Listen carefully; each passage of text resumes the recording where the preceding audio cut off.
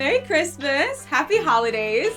Emmet Otter's Jug-band Christmas is something that I always watched every year as a kid. I remember liking it. Something in me is drawn to it, but I'm not really sure why, so we're gonna figure it out. Hi, I'm Emma. You might also know me as Bats or Fruit Bats. And this is my live-in bat monster. You should also know me as Luna. Oh, you're over there today? Until you fix my set, yeah. Let me sit in the Santa Claus chair. Okay, no, for sure. Go ahead. Don't mind her, she just likes to be included. This is gonna be a bit of a deep dive. I don't know how to do anything else. But I kind of want this to feel like we're watching it together and I'm just like info dumping at you as we go. That doesn't sound as fun as it is. I promise it'll be fun. It'll be a good time. Emmet Otter's Jug-band Christmas aired for the first time on December 4th, 1977 on CBC. It is a Jim Henson special, so of course we will be dealing with Muppets. Yeah? Yeah? Muppet. Yes, ma'am. It says it right. If you're ever curious, if you're not sure, like, does this count as Muppets? It usually will tell you right in the beginning. Now like cousins of Muppets. What would... Huh, they look so... nature. Oh, I know that wasn't really a question, but I do have an answer for that. So yeah, you would, huh? So, this was based off of the 1971 book of the same name by Russell and Lillian Hoban, which was based off The Gift of the Magi, if you're familiar with that story. But that's beside the point. But they wanted to stay pretty true to the original book. So each of the characters were designed based off of those illustrations. So that's why they don't really look like the typical like Muppet Show style. So like, what if people don't know what this is? Hey, are you cool? Like, I'm just, if not me. Yeah. So don't worry, I will be going through the whole story, explaining like every bit of what happens and telling you all the things that I like and picking apart this entire special. So if you're not familiar, you will be very familiar by the end of this video. Wait, do you not know what this is? Oh, no, I do. Plus, I've been out to River Bottom a couple times. That's like out that way. I know all these guys. I'm looking out for our podcast. So, if you've seen my Fraggle Rock videos... Oh, this again. There's gonna be a lot of familiar names in this, or there should be anyway. But not. Too early! Too early. Anyway. This was directed by Jim Henson, written by Jerry Jewell, and has music and lyrics by Paul Williams. And this was the first production that he was on. But it was filmed in Toronto on March 13th through the 25th of 1977. So it ended up airing later that year. The songs were pre-recorded with Paul Williams and his band a couple weeks prior to that in LA. It's about an hour long, but if you're like, I need to know precisely, it's like 52 minutes. I'll get more into production stuff and like how they did everything kind of as we go. So let's just hop right into the story. Oh, not you, Kermit. I'm sorry. Look what you made me do. Give me a Kirby. You know the Steve one. God. Oh, check out my Kermit though. This is the one from when I was a kid, but also the one that my dad had when he was a kid. He's really crusty and gross, and I love him. And my mom found him recently, so now I have my childhood Kermit. Wow. So he's gonna hang out up here. Hey, wait, why is he here? He's a narrator, remember? No. Okay, well, I mean, he's like only in the beginning and end anyway, so I guess that's fair. I'm kind of your Kermit, so to speak, for this video. Also, this movie is what winter here looks like to me, and I think I need to start appreciating the beauty in that more instead of being so boober fraggle about it. Anyway, although he is just the narrator and not really in this too much at all, the first character we run into, Kermit the Frog. Kermit on the board. Oh my god. And also this is 1977. This is OG Kermit. This is Jim Henson Kermit. Anyway, Kermit crashes into a post, falls off his bike, and gets robbed by a gang of hooligans from River Bottom. Chuck robbed him. Well, they just took his scarf and... I didn't say Chuck. The fish just kind of fishes it right off of him. Yeah, Chuck didn't do shit. Okay, do you know Chuck personally? Keep going, don't worry about it. Okay, we aren't gonna worry about River Bottom right now. But back to that post that Kermit just smashed into. 2 places. Well, 3 places if you count River Bottom.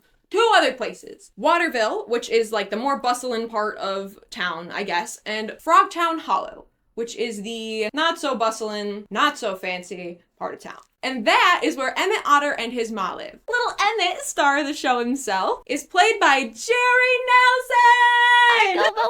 Our baby Robin the Frog! Favorite and legend on this channel and in our hearts. Emmet Otter, our main character. Anyway, Jerry Nelson, incredible talent. Wonderful energy. I just love him so much. We also have Ma, or Alice Otter, and she is brought to life by 2 people. Frank Oz, who if you're not familiar is like original Fozzie, Miss Piggy, Animal, so many. If there's a duo with Jim Henson, odds are he's the other half of the duo. He did the puppeteering and he did record the lines while they were performing that. But then later on, Marilyn Sokol re-recorded those lines and gave it like that real like Ma Otter feel for like the voice. But this is our little family here. It's just the two of them. A couple years ago, Pa Otter passed away. So now it's just the two of them, but they get by. The first time we see them, they are rowing down a river in a little rowboat that says Hunky Dory on it. And they're on their way to Waterville to deliver the laundry that Ma has done for people. Long, long ago, there lived a lady. Simple but elegant as any on the shore. The bathing suit that Grandma Otter wore. What a star. For real. So this is one of the songs that was named in the original book. So Paul Williams took the name of that song and just wrote a song to it. So that's what we have here. And if you're like not aware of that, like I wasn't when I went back and rewatched this earlier, like a couple weeks ago, because I hadn't seen it in like definitely over a year. I'm not even sure if I watched it last year, but I went back and rewatched it and I was like, hey, off rip, what are we talking about? Because the lyrics for this are just like talking about this real big lady and her big bathing suit that she wore all the time. And I'm like, hello, leave the woman alone. Even so, it was her bathing suit that made her famous. It was almost heaven sent. But then they go on and talk about how she was so kind and loved and how she cared for everybody in the neighborhood. Sweet grandma's eyes, how they could charm you. 5 generations of loving friends she made. And even after she passed, she still lives on through them in ways. Like the memories of her physical items, like her bathing suit, they were able to take that and make other things out of it. Clothing, handkerchiefs, curtains. And she even lives on through this song in a way. Part of her will always be with them. And this is kind of a theme throughout the whole story. Emmet and Ma make their way down the river, and on their way down the river, they quickly pass by. I will put him on the board now, even though he's not really doing anything right now, but he's here all the time. So, one of my favorites, Wendell. Oh, hi, Emmet. I'm fishing. Wendell! He is a porcupine, and he's fishing off the dock. I love him a lot. He's played by Dave Goelz. Boober. Yes, Boober and Uncle Matt, and so many. And Gonzo, you know, we could just keep going on with all these people. No idea they had the same soul. So some of Wendell's spikes are real porcupine quills. That's pretty cool. But they just say a quick little hey as they're going on the river. Emmet and Ma are talking about how they are super broke. Flat broke. They're not really sure what to do about Christmas. They don't even really have enough for regular days. But they come to their stop, the home of Gretchen Fox. Ooh, she looks friendly as a polecat today. And I wore this coat because it's giving very Gretchen Fox to me, but I have to take it off. It is incredibly hot in here. Just gonna go way at the bottom because she's not a main character, but I do want to include everybody. Gretchen Fox is played by Erin Oscar, who I have not mentioned on this channel before. However, she was one of the original cast members on The Muppet Show and one of the few women Muppet performers. There are not many at all. I don't know what that's about, but yay, Erin Oscar. Anyway, Gretchen Fox is standing on the dock waiting for Ma and Emmet to get there. Well, it's about time you got here. Same time we always get here. Yes, you're late every week. So impatiently. But she complains about a scorch mark on her laundry to get a discount. She does not need a discount. Yeah, look at this woman. She can afford that. No tip either, I bet. No, nothing. Actually, she leaves Ma high and dry. She tells her she'll pay her next week.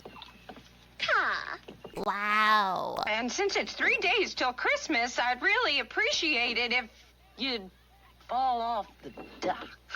Way to go, Ma. On the way back down the river, they run into another Dave Goelz. I mean, Will Possum. And he also not a main character at all, so he's going back down here. And he's trying to barter with Ma. Ma's got some wool socks that she just knitted that she trades for a bunch of pumpkins so that she can make them into pies and sell them at a profit. But this is kind of Ma's thing, just selling kind of whatever she can. The River Bottom gang comes dragging through town, car slamming into fruit stands and shit. Now that we're in it a little bit, I will formally introduce you to... Nah, Chuck, we don't want no formal. What's got in India? Fine. The River Bottom gang. We got Chuck. That's Chuck. Get off my shoulder. I'm going. That's Chuck, leader.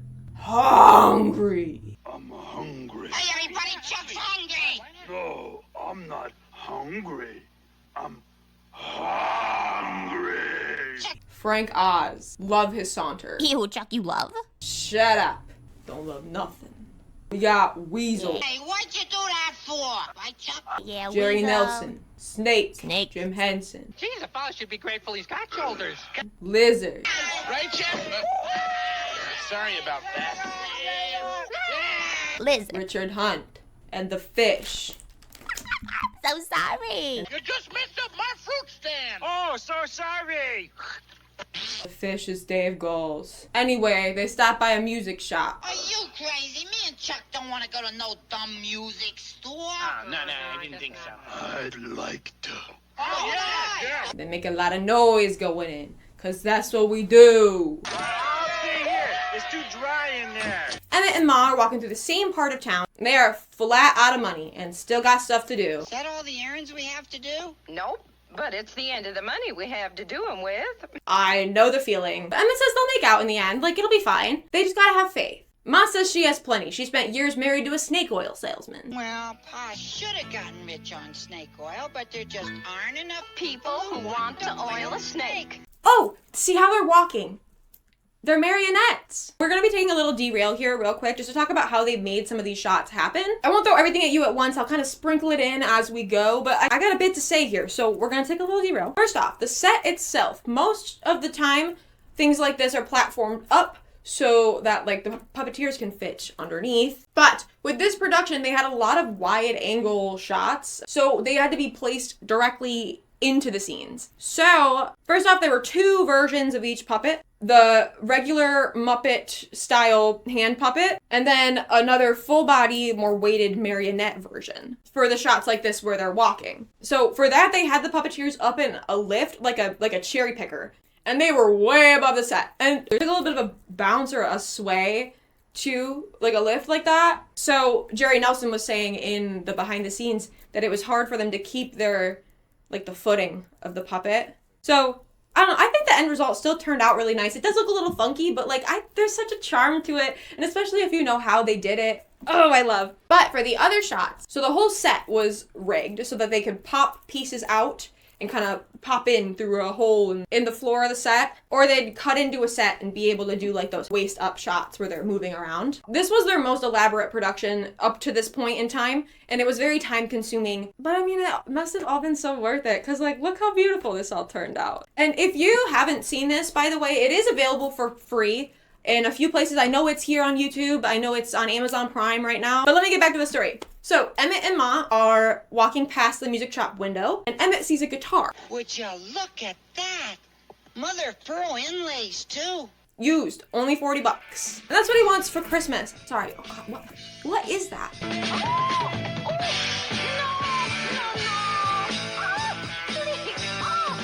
Hooligans is what they are. They're just making her life way harder, huh? Destroying that shop. But a drum rolls out the door past Emmett and Ma, and it took them so many takes to get this right. It was one of those things where they got it right the first time, rolled cameras, and then had to do it 200 more times to get something even acceptable. And I just want to play you some of my favorite bloopers from this. You okay, Emmett? Spare change? Anything for me and my son? Get the drum, run! It's worth about $10. Oh. Run! I can't. My feet are stapled. I highly suggest watching the whole blooper reel, but I gotta play you some of my favorites. Do we get hazard pay for this? I thought I was going to get hit that time. I'm just gonna lay on the pavement here for a second, son. Spare change? Help my ma out? All she needs is a bottle of Ripple. One of them in particular has been living in my brain for a few days now, so. Hubba wah! Hubba wah! Kick him, Emmett. Who are we, Ma? I couldn't care less. Anyway, needless to say, the River Bottom gang got kicked out of the music store. Here you go, it ain't even height. So it's only a few days before Christmas. I just felt like I needed a little something extra. Yeah, this feels right. Okay, sorry, I needed to be a little more. If you meet somebody that don't like soul food. Ma and Emmett are back rowing along the river. Emmett thinks back to the last Christmas before Pa died. He remembers decorating the Christmas branch while Pa sang and Ma played the old piano. But they've had to sell just about everything in the last couple years to make ends meet. And Ma says selling the piano is just about the saddest thing she ever did. About all I got left is a sense of humor in a wash tub. Well, at least there ain't no hole in the wash tub. Your nails won't break and your toes won't stub. You never get a fever when there ain't no hole in the wash tub. This song is really cute. So my interpretation of this is, like, if you keep a positive mindset, nothing can be that bad. You got a roof over your head. You got the people you love. It can't be that bad. Still got each other. Life's not so bad. If you look to the good side, falling down's a free ride, slipping and sliding in the mud. So these river shots are actually in water. Like, they built a 55-foot long, 10-foot wide river across the set. And Emmet's really rowing that boat. Well, kind of. The boat's kind of rowing him a little bit. He and Ma in the boat are, this is all radio controlled. But he can really steer the boat. Like he's really going. He's really doing it. The radio controlled elements were by Faz Fazakis, and this was one of the first productions that these were implemented in. It's a very technologically advanced production for the time. Good catch, Wendell. Yeah, they're really fighting today. The next morning, sure enough, River's frozen solid. But Emmet goes outside to get some wood for Ma, and Wendell runs up. Guess what? That old lady possum will give him 50 cents Good deal. if he fixes her Don't they fence. get that bad? That's not a lot. That's not a... Well, I guess maybe then. Which is it? I don't know, but it's enough for them to split though if Emmet helps out. I don't have any tools. Well, So he goes to get his tools and they head off. As they're walking, Wendell tells Emmet about the talent contest at the town hall on Christmas Eve. First prize is $50. no kidding. That's like $250 in today's money, by the way. A lot? A lot. Back at the house, Ms. Hetty Muskrat has stopped by to use the spinning wheel that Alice keeps borrowing from her, but she is telling her about the same thing. Both Ma and Emmet are very excited about the idea of having that much money. They're nervous about the whole concept, so they're kind of wembling a little bit. Ma's like, I don't even have anything to wear. I don't know. But Emmet and Wendell run into Charlie and Harvey. Charlie is a muskrat played by Richard Hunt. Junior Gorg! Gunge! Yes, that should be a familiar name. Original Scooter, Janice, you know. And I stole his scarf. Yeah, wouldn't that be swell? Kind of. My colors are a little off. It's what I had. And Harvey, who is a beaver, played by Jim Henson. But they bring up the talent contest, and they ask them to join their jug band. Harvey plays kazoo and washboard, and Charlie plays a good cigar box banjo. I really do, my ma says. They say Wendell can blow a jug, and Emmet could play washtub bass, since his ma has the washtub. But there ain't no hole in the wash tub. There ain't. And to make a washtub bass, you have to do exactly that. Put a hole in the washtub, so Emmet's like, Oh, no, forget it. Count me out. I'm not in your band. That's final. Emmet and Wendell get to Old Lady Possum's, and they see that her fence is fucked. This is the fence we're supposed to mend? Well, yeah. It's a rebuilding situation at this point. They're like, wow, we've really got our work cut out for us. And I'm only bringing this up because I wanted to talk about Old Lady Possum Don't just stand around, boys. and her movements. I love her. I love it. I think she did a really good job. This is Erin Oscar. She did so much with just a small part. Like the shaky, like can't really see movement. She's like way back there. Anyway, both Ma and Emmet are still thinking about the talent contest and how they could get each other a Christmas present with the money that they won. Even split 4 ways for Emmet, he could still put a down payment on a used piano for his mom. And she wanted to get him that guitar that he saw. With Mother of Pearl and Lays.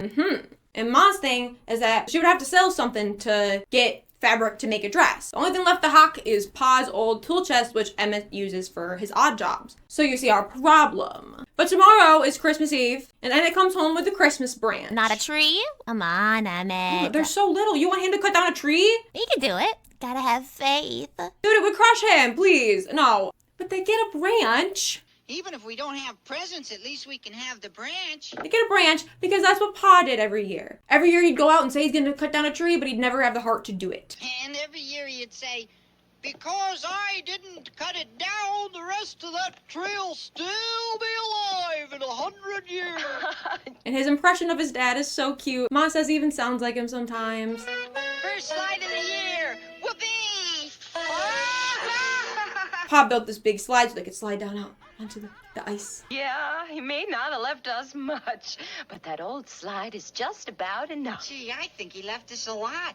Well, he left what he could. Pa always said a person's got to take chances or life will never come to anything. They both come to the conclusion on their own that Pa would do what they have to do to win that money. And they sing Pa's favorite song, When the River Meets the Sea. The mountain touches the valley, all the clouds are taught to fly. This one is really beautiful about life's mystery and how things will just play out as they're meant to, naturally. So is the way of life. In time, things will all make sense, but what a baby dreamed is a mystery. as is what happens when life comes to an end. Everything will work out the way it's intended, though. Nature will run its course, and although that may be a little confusing and a little scary, it can also be comforting in a way. Our minds be filled with questions, in our hearts we'll understand when the river meets the sea. Oh, we got a sunrise! Okay, so they do this a bit. I think there's a sunset in here somewhere too. I'll find it. I don't know why I only noted this here though, so this is where it's going. Please, can we talk about the sky? I've been dying to talk to you about the sky. What? It's just the sky. No. They had lights timed out, so they had a full sunset. And I love this part in the behind the scenes documentary. I just remember standing there in the studio and watching 100 sunsets and thinking each one was more beautiful than the last, although in fact, of course, each one was identical to the last. Anyway, back to the story. Why is Emmett sleeping in his overalls? Anyway, he wakes up in the morning and he leaves a note for Ma on the table, not seeing that she had left one for him on the other side of the table, but both saying the same thing, that they'll be home late, but will explain about their respective items when they see each other. And Emmett puts a hole in the wash tub. It's jug-band time in the treehouse. When you meet somebody that don't like soul food, they still got a soul. And it don't mean that you got no rhythm if you don't like rock and roll. Philo and Gunge in the trash heap. And Candace, I don't know. This song is really cute though. Paul Williams says that he wasn't super familiar with this kind of music and like writing this kind of music. So the first part is kind of how he felt at the time, but he drew a lot of inspo from his childhood with this one. He also said that he writes about the world that he knows. I really like this quote here. I'll put it in. I think that what makes a song accessible or successful is not so much what's unique or different about it, or even unique and different about us, but what we have in common, you know. Also, the puppetry situation here. Jerry Nelson talks about this scene in particular was a bit of a challenge because of how they had to come up kind of through the floor in the treehouse. So he's puppeteering Emmett through a hole in the floor. Then he has a hand on the base, but that's coming through a different part of the floor. So he's got kind of that going on. Limited range of motion with that, I would assume, too, because it's a hole in the floor. Barbecue, this my spirit, I swear that it never fails. And sauce mama makes till stays in forever if you dare to get it under your nails. And then he had to be singing and keeping time on the bass. A lot going on. A lot of things happening. Did a wonderful job all the time. Emmett wants to practice a little bit more because he's like, we really need to win this contest. He doesn't want to have to put a hole in Ma's wash up for nothing. Now here we go. Gee, Mr. Big Time Conductor. Are you ready, Harvey?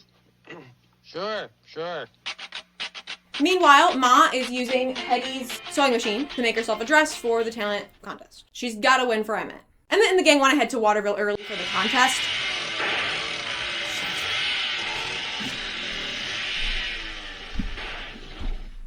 So, look at the birds up in the trees. Nah, Chuck, those aren't birds. That's a jug band. Yeah, practicing for the talent contest. shut up. Yeah, Chuck doesn't really pose much of a threat. He doesn't really do anything. They were all just kind of clowning on them for thinking they were going to win the contest, but they went on their merry way, or nasty way, whatever. Also, those snowmobiles are radio controlled. What was that all about? At the town hall, backstage, Mayor Harrison Fox. It's the mayor, played by Jim Henson, is directing everyone to their dressing rooms. But it's chaos. This horse being split up lived rent-free in my brain for some reason. Ladies to the left and to the right. Sorry to split you up like that. I don't know. Ma comes in, she's a nervous wreck. Very nice. You excuse me. You're terribly nervous. Okay, Will, stand by on the house lights. Dim the house lights. Harrison goes out on stage to welcome everybody to Waterville's first annual Christmas talent contest. And he does that little wiggle with the talent show. The stage here is using a technique where black in the background is hiding the puppeteers who are dressed like all black. Why can't I think of what that's called right now? But that's the technique, okay? But we see a few acts for the talent show before our main characters, right? We got Shirley and Nat Muskrat, who are Carrot's the dancing horse, that horse that got split up from earlier. George and Melissa Rabbit, and they do a little dance. A bunch of squirrels who are flopping around. I love them. But then, Yancey Woodchuck gets up there, and he starts singing Barbecue. Hey, that's their song. Yeah, so now the boys are like, we can't go up there and sing that now. Everyone's gonna think we're copying. We're totally gonna lose. And Emmett's like, no. Well, we still have a little bit of time before we go on. We can go out into the back alley and we'll practice a new song. So they go out to the back alley. So while they're out there, I have to talk to you about something. The missing act. Remember the lady from the music store? Ms. Mink? You can see her in the crowd of people when Harrison is like directing everybody. Black and red and sequins and lace, showgirl, costume. Oh, I love it. She's absolutely slaying. And let me tell you, the gasp that I gasped when I found out they cut her song. They gave her a song and they cut it. And it is the most different song in the entire, and it is on the, it's on Spotify. It's on the soundtrack. It's the last song. It's called Born in a Trunk. I was born in a trunk of a great oak tree that they used to build a stage at the palace. Yes, Judy Garland inspired. Oh my God.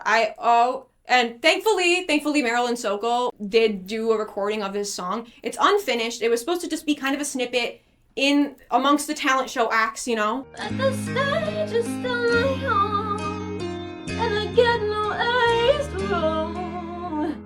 Like that stage out in Wonka, but I better speed now. Oh, I'm so upset that they cut this. First of all, if any character looks like that, I'm gonna eat it up every time. I'm gonna love that shit. I love it so much that like, I just...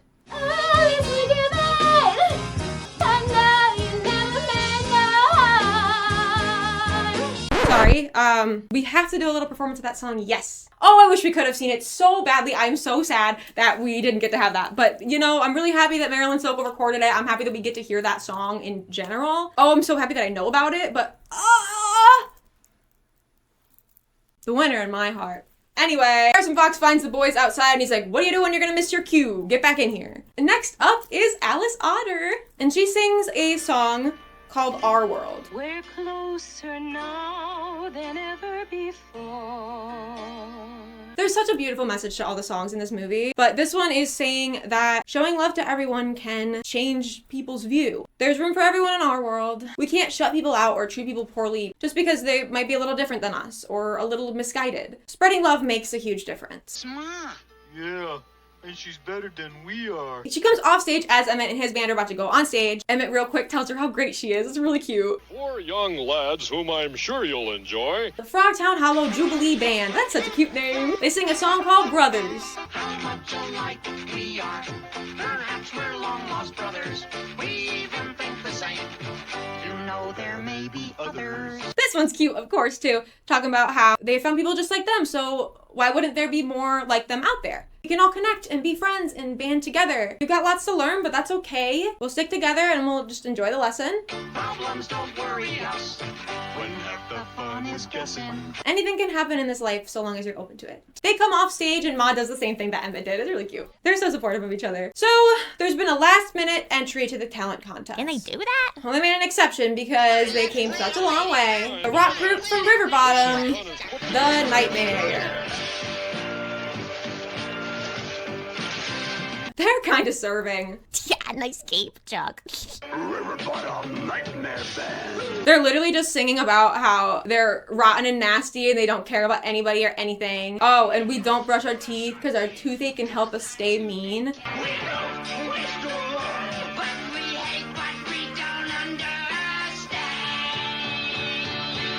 We don't wish to learn, but we hate what we don't understand is a crazy lyric. Crazy. I love it.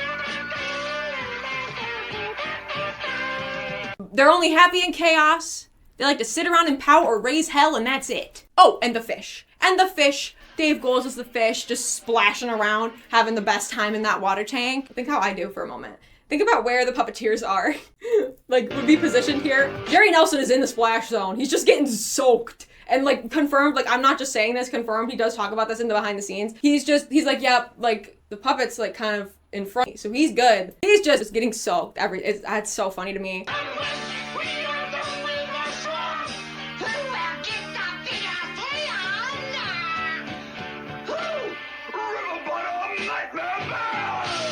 But the crowd goes wild.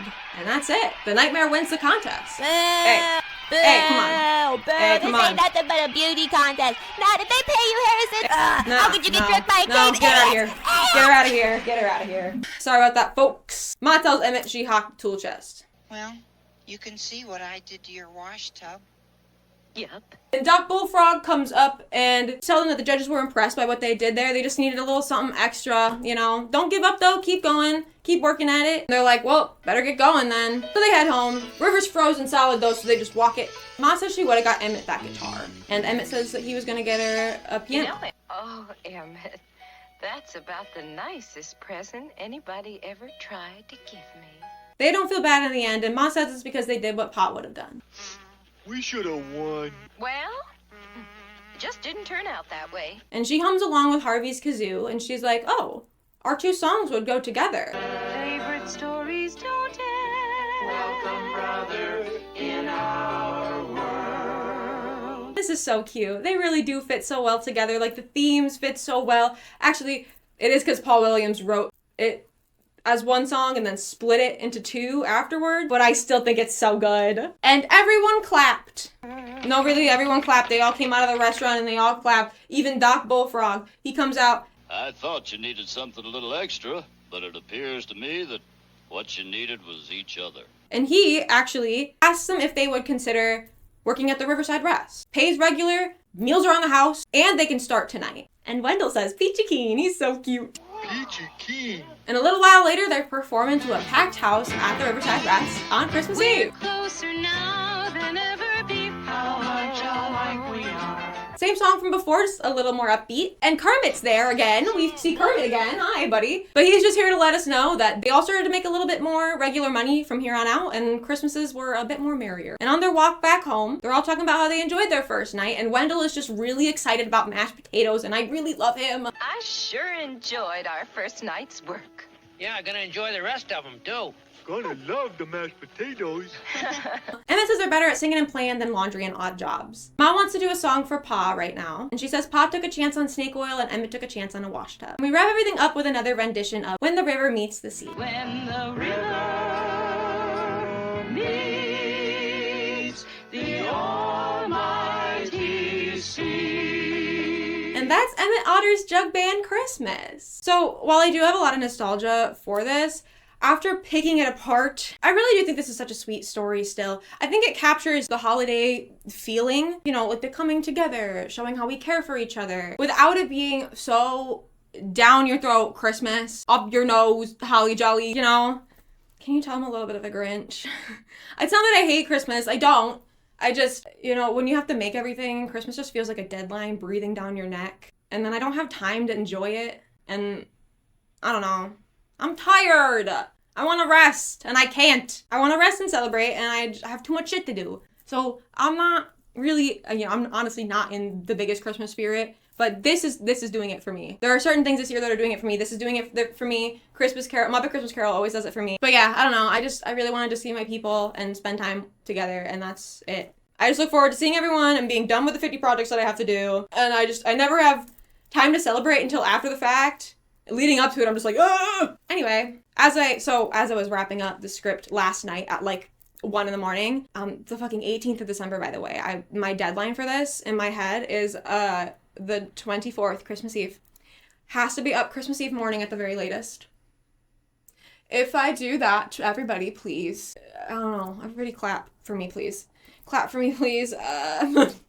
Anyway, as I was wrapping the script up last night, 1 in the morning, with about 6 gifts to finish minimum under my belt still. I still have to do all that. Way calmer than I expected to be right now. Just really brewing on the whole story, the whole meaning, and like what it's saying, what it means to me, and how every Jim Henson project that I dissect like this tells me exactly what I need to hear, exactly when I need to hear it. Look at me, here I am, right where I belong. For real, because what?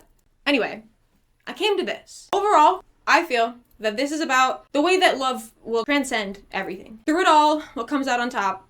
Love. Love is such like a driving force, and its persistence is something that I strive to have in everything that I do. But you can see it bleeding into everything all the time. Even outside of the story, just kind of as a general statement, but outside of the story, even like think the production of everything, the way that everything came together.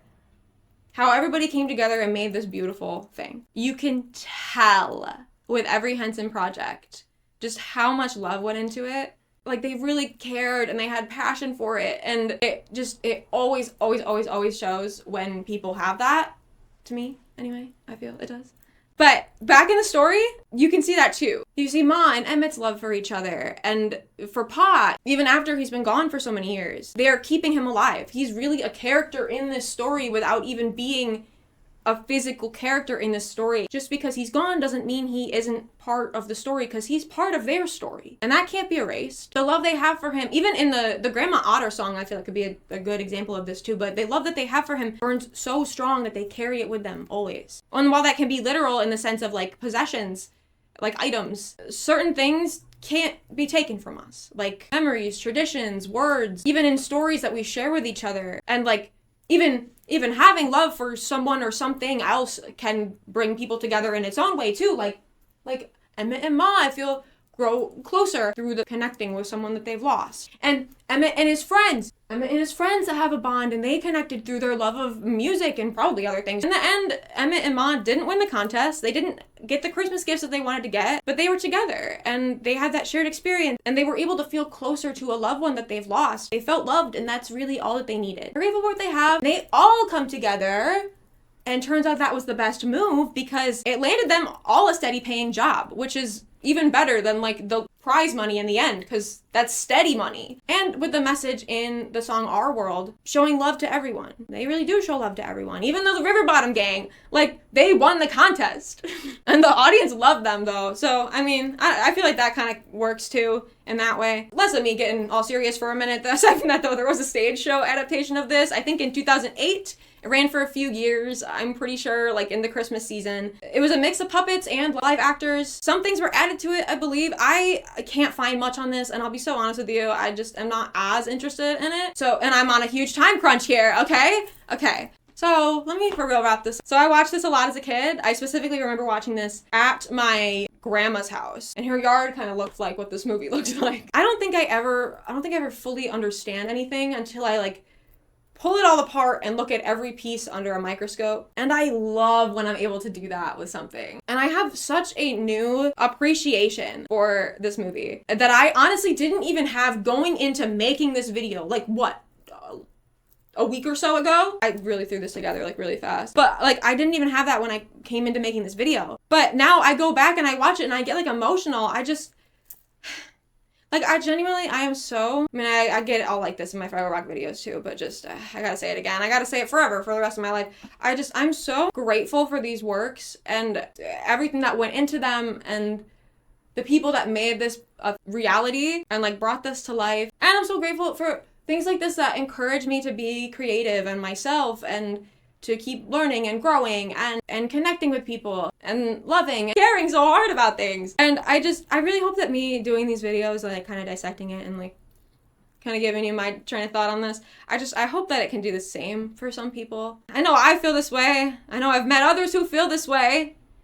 You know there may be others. But and to you, I'm so grateful for you, for being here, for caring to hear what I have to say, for caring about Jim Henson projects, for caring to know more. And whether this is the first video that you've seen of mine, or if you've seen probably hours on end of me talking at this point, I appreciate you. Truly, I do. I can't say that enough. I'm stunned by the amount of support that I've got in like the second half of this year, because that's when I started posting stuff like this. And I've been wanting to for so long, and I'm really blown away by the amount of support that I've got. I'm very, thank you. Thank you. Oh, and I do see your comments. I'm really bad at and DMs, and I'm really bad at responding to things, and it's something that I want to get better at, but I'm at a point right now where I have very little energy by the time I have time to do that, and then it's just very hard for me to get myself to respond. But I do see them. I do see you most of the time. Anyway, I do see you, and I appreciate you, and I cry at things that you say most of the time. Happy tears. Good things. It's good. I do have an incredible guilt hanging over me that I can't respond to everything right now. So I want you to know that I want to, and I see you, and I appreciate you with everything that I have, every fiber of my being, okay? I do think that there may be a sleeper agent Fraggle in my brain, though, that activates and must respond when it hears a certain phrase. If you've seen my Fraggle videos, you probably know what it is. So if you know those, you might know how to get a hold of me. Yeah, so I pulled this video out of my ass in like a little over a week, I think. I crocheted this scarf on Monday because I had the idea on Sunday night that I could probably wear this for the video. And it's not blue, I know. It's like a green. It matches the stuff that I have more, and I didn't have blue. And my yellow's a little too bright. It's fine. It's fine. I got my Charlie scarf. Yeah, this is in between, like, many projects that I have, too. I'm doing all of this. I have a job that I don't want, but I have it. I want this to be my job, you know? So, please hit me with a like if you liked this video. I love comments. I will try to respond to them in the next couple days. I still have to go through the ones on my craft video, too. I just kind of went directly into this video, so, yeah. Please subscribe if you want to see more content like this. These are incredibly time-consuming to make, and I do want this to be my full-time job so badly. Oh, so badly. You know, for now anyway. That's my next goal. I have about 9 hours worth of Fraggle Rock content, too, if you're interested in that and haven't seen it. It's on season 1 and 2 alone, and I'm not done. I'm still going. It's very similar to this, so it is structured out, so it's easy to take breaks, too. I know it's really, really long. And the next video that I'm working on actually is season 3 of Fraggle Rock. Please be patient with me, though. Like, I have absolutely no idea how long this is going to end up being. But please be patient with me. I have so many things that I do. And these videos are very personal to me too, because I don't know. I feel like they are. All right. You can't rush this stuff. I will get it out, I promise. But trust me, I have about 9 fires lit under my ass at all times. They call me Firefox. I'll get to it. We'll get there, okay? If you want to find me on other socials, I am Fruitbats on Instagram and TikTok. I also have a Muppets podcast with my friend Megan. You might know her. She's Malone's Pops on Instagram. Love you, Megan. But it's called The Dreamers Connection. It's on here on YouTube, and it's also on Spotify right now. Yeah, we only have 2 episodes out right now, and I need you to know that I am also the podcast editor. Please. I need you to be so patient with me. But I'm Moki mode in more ways than one. Anyway, this is cold as it is here. Stay warm. Happy holidays. Merry Christmas. Thank you for being here. I love you. I have to go. I'm technically clocked in at Santa's workshop. When night lays sad upon you, go watch a simple sunrise. See wonder in your eyes. Love can open your eyes. Welcome, brother, to our